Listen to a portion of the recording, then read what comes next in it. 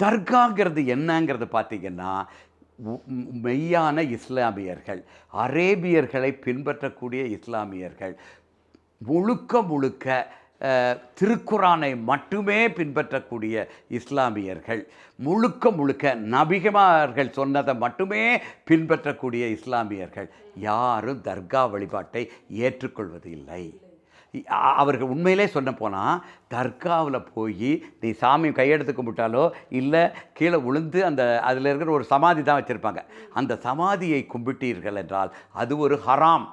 இஸ்லாம் ஒரு குறிப்பிட்ட சில ஒரு 5-6 இதை மட்டும்தான் ஹராம்னு, மிகப்பெரிய குற்றம். அதுக்கு குற்றத்துக்கு பரிகாரமே இல்லாத அளவுக்கு மிகப்பெரிய குற்றம் அந்த தர்காவில் போய் வணங்குறது.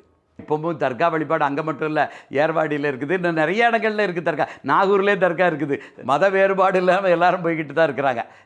இதெல்லாம் எப்படி வருதுன்னா, இந்துக்களாக இருந்தவர்கள் உருவ வழிபாட்டை தொடர்ந்து செய்து கொண்டிருப்பவர்கள் திடீர்னு இஸ்லாமுக்கு மாறின உடனே முழுவதுமாக அந்த அருவ வழிபாடோ ஒரு திசையை பார்த்து கும்பிடக்கூடிய வழிபாட்டுக்கு முதல்ல பார்க்க அவர்களால் செல்ல முடியலை. அதனால் அவர்களுக்கு ஏதோ ஒரு உருவம் தேவைப்படுகிறது, ஒரு சமாதம் வச்சுக்கிட்டாங்க, வணங்கிட்டு இருக்காங்க. தர்கா வழிபாடு இந்திய இஸ்லாமியர்களை பொறுத்த அளவில் அது ஏற்றுக்கொள்ளப்பட்ட ஒன்றாகத்தான் இப்போ மாறி இருக்கிறது.